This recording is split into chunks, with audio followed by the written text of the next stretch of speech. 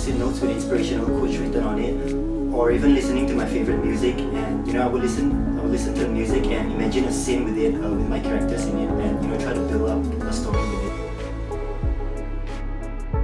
I draw mainly to entertain people, and art is a form of entertainment, and it's also a universal language understood by people around the world if introduced in a correct manner. And I think what's most important in my work is for people to be able to understand and identify with my work and reconnect with each other. My dream is really to entertain anybody in the world, and it can be a black and white sketch done within a minute but still reads to the audience, or it can even be a short film, a 5-minute short film, or even a full-length feature film. But in the end, it all has to come down and touch the audience in the heart. It's something that has to be very, very relative, and it's not just a beautiful work of art. It's more than that. Sometimes I like to draw alone, and sometimes I like to draw with my friends.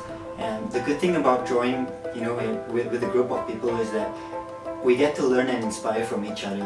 And we can go on for long hours without feeling exhausted, and the results can often be very rewarding. It all started when I was very young. When I was about at the age of 5 or 6. My eyes were often glued to the TV watching cartoons, and my mom and dad would usually bring home stacks of waste papers from the office, and I would have plenty of papers to work on. And then after that, I would never stop drawing. I would draw on whatever I can get. I would draw on the walls, scribble on the doors, or even draw on plates with ketchups. And when I was in junior high, my dad took me to an art convention that our local art college has set up. And that's when I knew that there's a place for me to learn how to draw and be an artist. And from that time onwards, I was dead set on doing only drawing, and to be a part of the entertainment industry and nothing else. I try to draw everywhere I go, like my backyard, my garden, or in my room or restaurants, sometimes at the zoo with my friends. And I draw anything that looks interesting to me, like human beings, old houses, something that you see every day but don't notice. I filled up to about 15 to 16 sketchbooks since last year. It's something that I started out when I started feeling that I should keep all my drawings really close to me and see the progress that I'll be making from time to time. And every time when I get a new sketchbook and after working on it, I'll love it more than the previous one. My favorite artworks of my own are really the series of 2 paintings that I did of a penguin.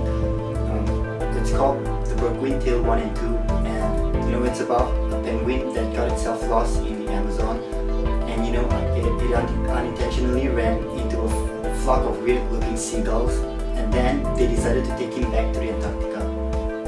There are a lot of people who inspired me, people like Al Hirschfeld, Walt Disney, Walt Stanchfield, John Lasseter, or even Mike Krumhofner from Pixar, and people like Alfred Hitchcock, Neil Gaiman, Zig Ziglar, and most of all my dad.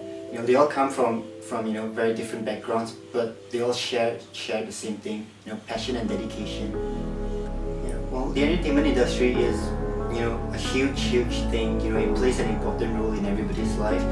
It revolves around everybody's daily life. As you can see, like movies, theaters, books, music, and you can't live without entertainment. And entertainment changes your life. And yeah, I feel great to be part of it. I feel lucky to be part of the entertainment industry.